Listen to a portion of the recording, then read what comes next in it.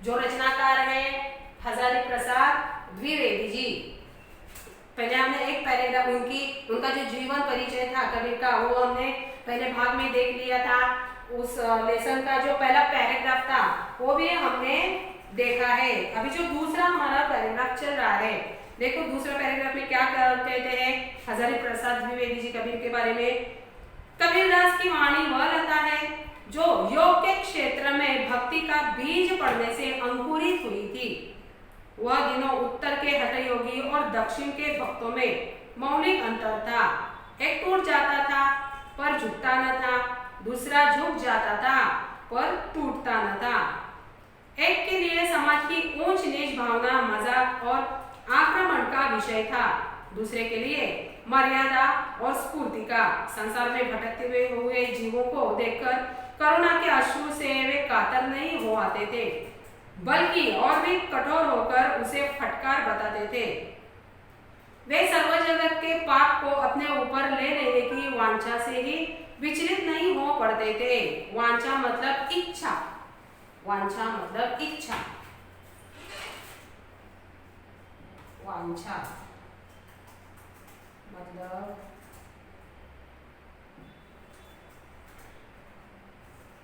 इच्छा।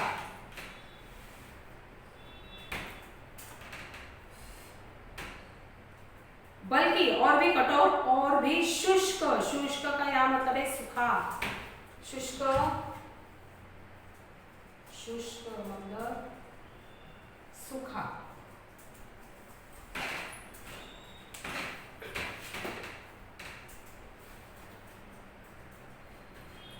शुष्क होकर सूरत और वीरत का उपदेश देते थे। संसार में भरमने वालों पर दया कैसी, मुक्ति के मार्ग में अग्रसर होने वालों को आराम कहा। कर्म की रेख पर मेघ न मार सका तो संत कहा। यह मेघ का मतलब है कांटा या कील। मेघ, मेघ का मतलब है कांटा या कील।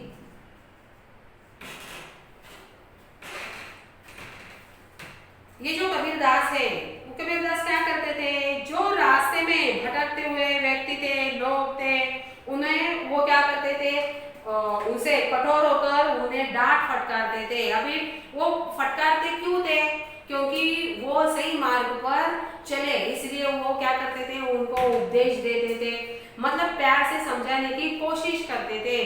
खुद कठोर होकर दूसरों को भी कठोर होने पर वो क्या करते थे, प्रेरित करते थे, ताकि कोई भी समस्या आए जीवन में वो क्या कर सके, वो समस्या का समाधान कर सके, ना कि कोई दूसरों की मदद लेके उसका हाथ पकड़ के अपना सारा जीवन व्यतीत करे।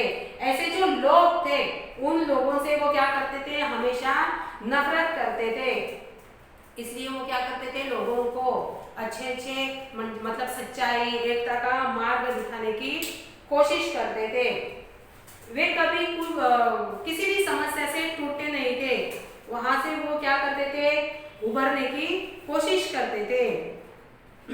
आगे उन्होंने क्या कहा है, देखो, ज्ञान का गेन कर, सुरत का दंड कर, खेल चौगान मैदान माही, जगत का भरम ना छोड़ दे बालके, आय जा मेष भगवंत पाही।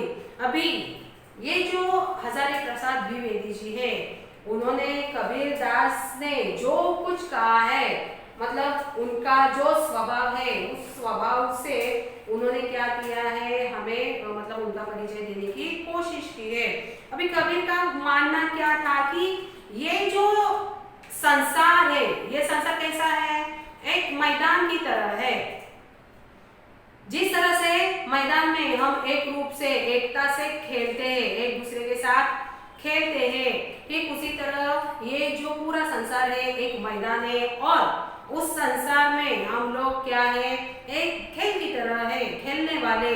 जो भगवान ने हमें मतलब बहुत ऐसे कार्य दिए हैं, वो कार्य हमें यहाँ जन्म लेने के बाद संपन्न करने हैं, ये कार्य हमें करने हैं। जो भी कुछ हमें भगवान ने जो सौंप दिया है कार्य, वो क्या करना है, हमें वो कार्य पूरा करना है। और इसीलिए वे आगे क्या कहते हैं कि भक्ति और ज्ञान का गेन बनाकर हमारा जीवन सहजता से पूर्ण करना है। अगर ज्ञान और भक्ति मन में नहीं हो तो ये जीवन किस काम का नहीं। और क्या कहते हैं कि अपने हमारी जो जिंदगी है वो हमें क्या करनी है, इसी ज्ञान के ऊपर सहजना चाहिए। इसलिए ये जो संसार है वो एक मैदान की तरह है और एक रूपता से इस मैदान में रहकर हमें क्या करना है, अच्छे से जीवन बिताना है। ये जो 4 लाइन है ना उसका मैंने अर्थ बताया था। अक्षरता कबीरदास का सर्वप्रधान गुण नहीं है। जब वे अवधूत या योगी को संबोधन करते हैं तभी उनकी अक्षरता पूरे चढ़ाव पर होती है। वे योग के विकट रूपों का अवतरण करते हैं, गगन और पवन की पहेली बुझाते रहते हैं, शून्य और सहज का रहस्य पूछते रहते हैं, द्वैत अद्वैत की सत्व की चर्चा करते रहते हैं। अभी यहाँ अवतरण शब्द आया है। अवतरण शब्द का मतलब है उद्भव। अवतरण, अवतरण का शब्द है उद्भव। हमेशा वो लोगों को समझाने की जब कोशिश करते हैं तो हर एक उदाहरण लेके, मतलब इस सृष्टि के वातावरण के जो उदाहरण है ताकि अच्छे से लोगों को पता चल सके। मैंने क्या कहा था पहले, उनका परिचय देके कि कबीरदास क्या करते थे, स्थानिक भाषा में ही लोगों को उपदेश करते थे ताकि लोगों को वो अच्छे से समझ में आए। वो क्या हमेशा कहते थे, अवधू अक्षर रहू सो न्यारा, जो तुम पवना गगन चढ़ाओ गुफा में बासा, गगना पवना दोनों बिन से कह गया जोग तुम्हारा, गगना मध्ये ज्योति झलके पानी मध्ये तारा, घटके नीर विनसीने तारा, निकरी गयो के ही द्वारा। अभी ये जो उन्होंने पंक्तियां दी है कविता की, उस कविता का अर्थ यही है कि ये जो हमारा शरीर है वो शरीर एक मंदिर की तरह है। इस शरीर में भगवान का वास होता है। हम इस शरीर के, हम इस मंदिर के पुजारी है, सन्यासी है। हमें अच्छे से इसका क्या करना है, उसकी देखभाल करनी है। इसलिए इस मंदिर में जो भगवान बसे हुए हैं, भगवान का वास है, मतलब उनका क्या कहना है कि हर एक व्यक्ति के मन में भगवान बसा हुआ है। इसीलिए आपस में मत झगड़ो, एक दूसरों का आदर करो। ये बात बताने की हमें यहाँ कोशिश की गई है।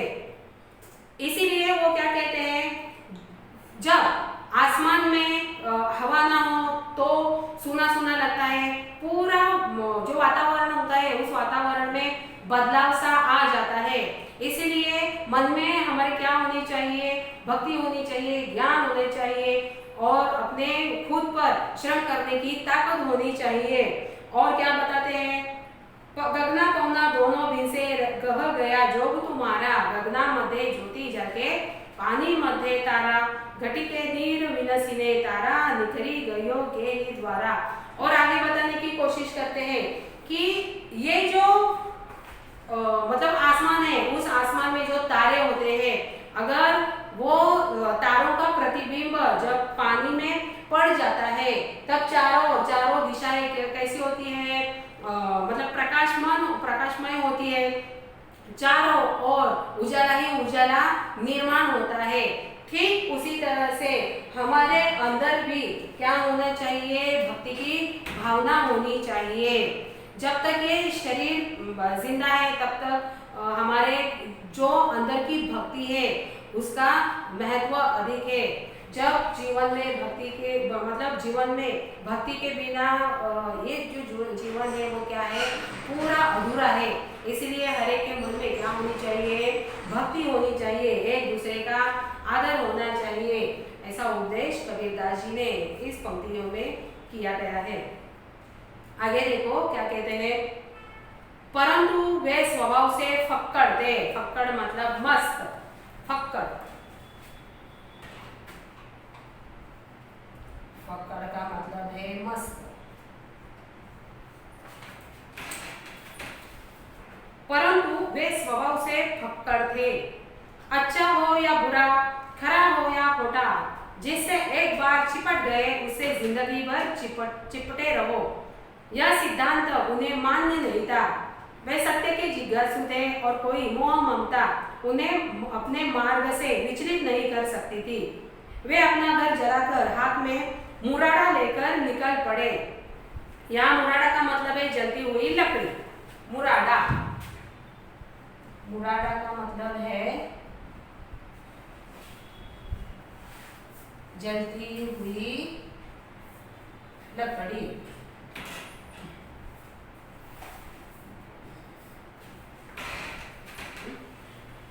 अभी इन्होंने क्या किया, अपने हाथ में घर जलाकर मुराड़ा लेकर निकल पड़े थे और उसी को साथी बनाने को तैयार थे, जो उनके हाथों अपना भी घर जलवा सके। आगे की वो 2 लाइन बताते हैं, हम घर सारा अपना लिया मुराड़ा हाथ, अब घर जारो तासू का जो चले हमारे साथ। इन्होंने क्या किया था कि लोगों को भक्ति का मार्ग दिखाने की कोशिश की, उपदेश करने की कोशिश की।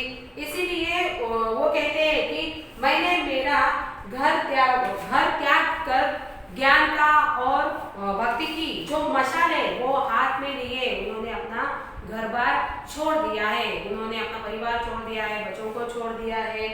किस लिए? लोगों की भलाई करने के लिए। और वो क्या बताते हैं, जो अहंकार, मोह, माया, ये सब चीजें वो अगर कोई व्यक्ति त्याग सकता है, वही मेरे साथ आ सकता है या मेरे साथ चलने की कोशिश करे, मैं उसे ही अपना साथी बनाऊंगा।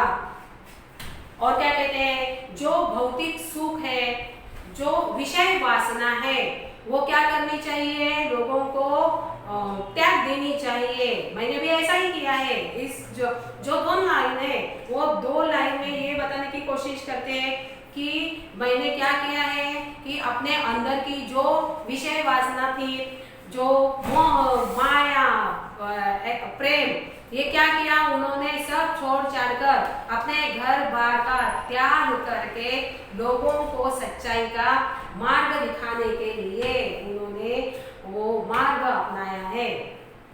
आगे ये जो कबीरदास है, हमेशा ही उन्होंने क्या किया है, लोगों को सही मार्ग दिखाने की कोशिश की है। वो हमेशा से ही कहते हैं कि अपना कोई गुरु हो, जो गुरु खुद एक ज्ञानी हो, खुद एक अच्छा इंसान हो, वो हमेशा ही दूसरों का ख्याल रखता हो या दूसरों की भलाई सोचने में लगा रहे। उन्होंने क्या किया है, जो भी हमारे समाज में जो कुप्रथा थी, जो रूढ़ी थी, उन्होंने उनका त्याग करने के लिए हमें कहा है। लोगों को वो हमेशा वो क्या मानते थे कि हम सब एक ही इंसान है, मतलब एक ही भगवान के पुत्र है, इसलिए वो कोई अलग अलग भगवान को या अलग अलग मंदिर को नहीं मानते थे। उन्होंने क्या किया था, धर्म की जो धर्म के कोसों दूर थे, वो हमेशा कहते थे कि धर्म हमेशा क्या करता है, लोगों को लड़वाता है, आपस में झगड़वाता है, इसीलिए किसी को भी धर्म जात नहीं करनी चाहिए। हम सब क्या है, एक ही भगवान के मतलब व्यक्ति है या बच्चे हैं, इसलिए हमें आपस में क्या करना चाहिए, भाईचारा से मिलजुल के आपस में रहना चाहिए। ऐसे अनेक उपदेश वो देते थे। बल्कि वो क्या थे, मतलब वो एक संत ही नहीं थे, एक कवि ही नहीं थे, वो समाज सुधारक भी थे। अभी उनसे प्रभावित होकर उनके बच्चों ने भी क्या किया, समाज को अच्छा मार्ग दिखाने की कोशिश की। या अभी तक हमारा जो लेसन हुआ है, आज तक इतना ही काफी है। लेकर आएंगे अगला वीडियो, तब तक के लिए नमस्कार।